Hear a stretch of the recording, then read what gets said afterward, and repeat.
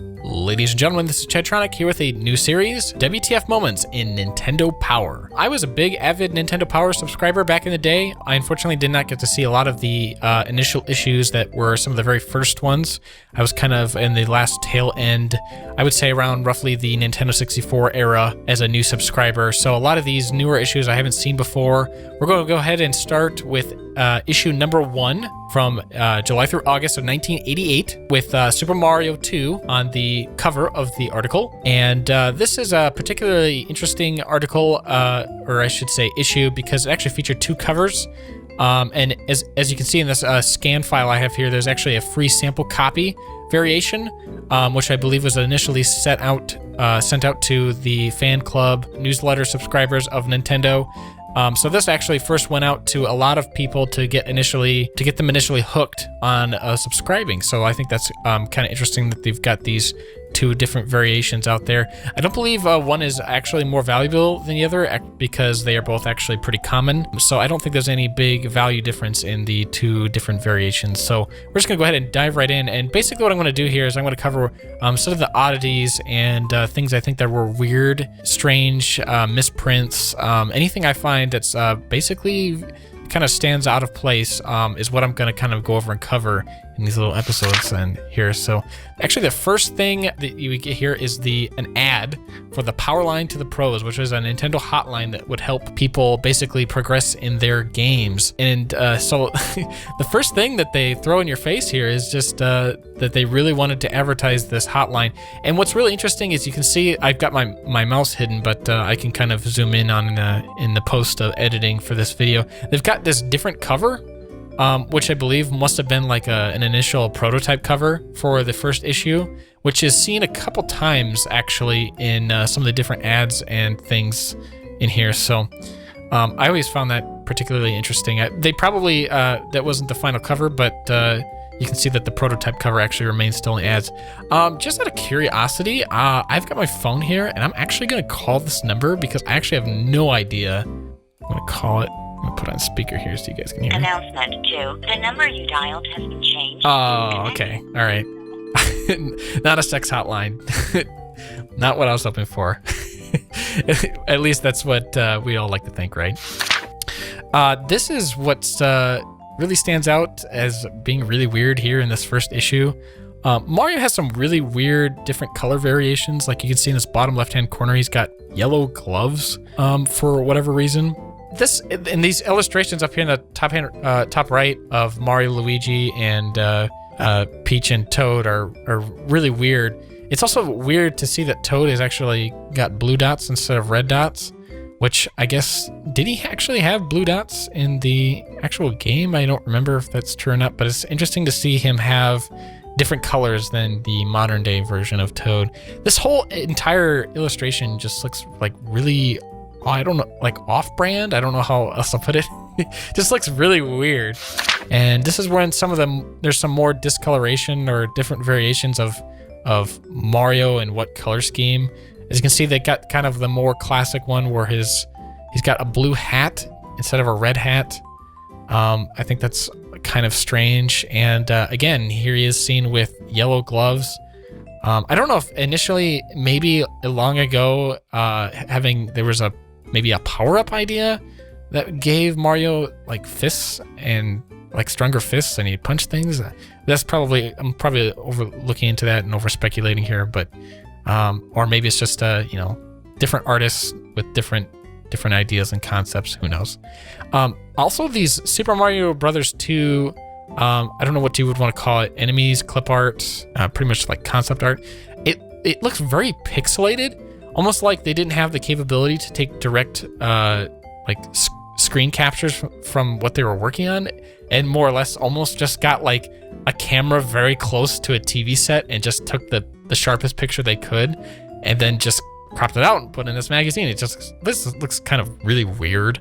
And then this page is gold. Oh my gosh. I almost kind of even want this like printed out, framed, and put in a poster format.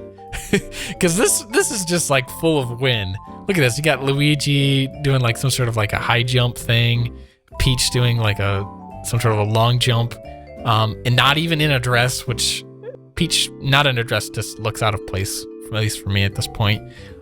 We've got Toad doing some interesting things over here, and this whole illustration just looks very weird, and it almost looks like it was actually colored by like a younger child, like you'd see like in a coloring book or something. And here we go again. We got this really weird buff-looking Mario. This again keeps making me think that they were having some sort of power-up that made Mario like overly strong or something at one point. Like I understand mushrooms like make him bigger in size, but not so much strength was ever emphasized, and maybe at one point it was.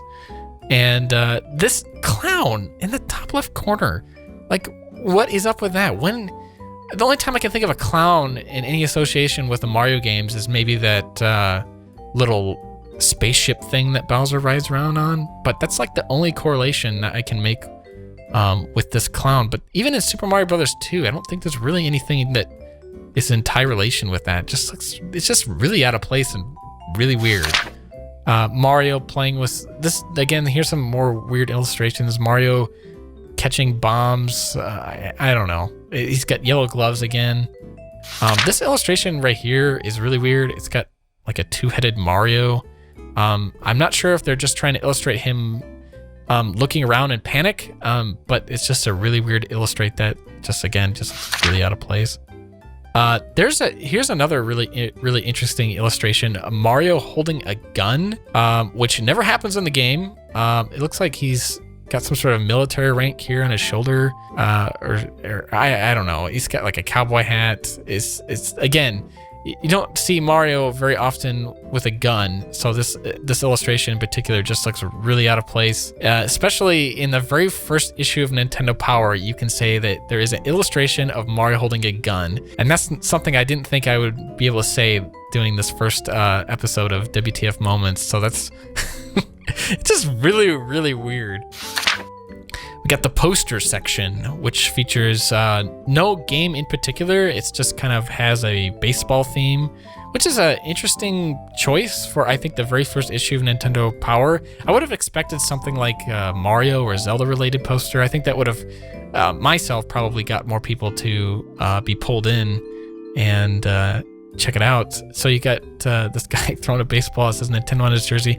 I don't know what it is, but when I very first take a very quick look at this poster, I thought initially his like left leg was exploding next to the bat.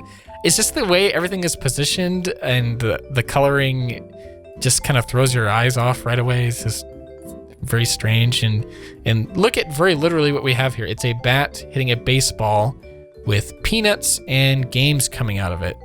It's kind of weird. And you got like a cup of soda, a hot dog, a baseball player, which appears to be holding a giant thing of licorice instead of a baseball bat or something. And for whatever random reason, there's like somebody spotlighting the Batman signal. It's just a really strange illustration. I don't know what to think of this. This is probably one of the weirder things in this first issue. And we got this, then we come to the Double Dragon feature section. And this is another great example of some bad magazine design choices where some of the text is just really hard to read, especially like down here in the lower left-hand part.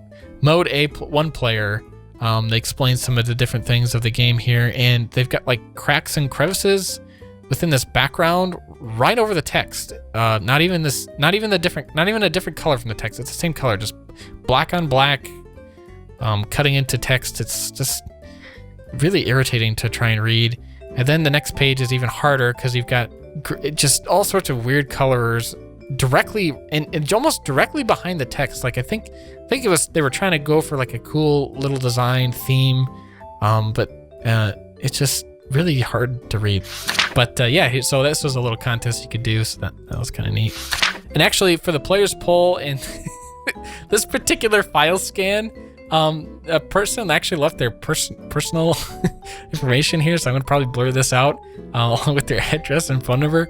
So whoever scanned this, I'm not sure if they ever had intentions of this going up for download for many people on the internet, but I just thought that was really interesting about this particular file.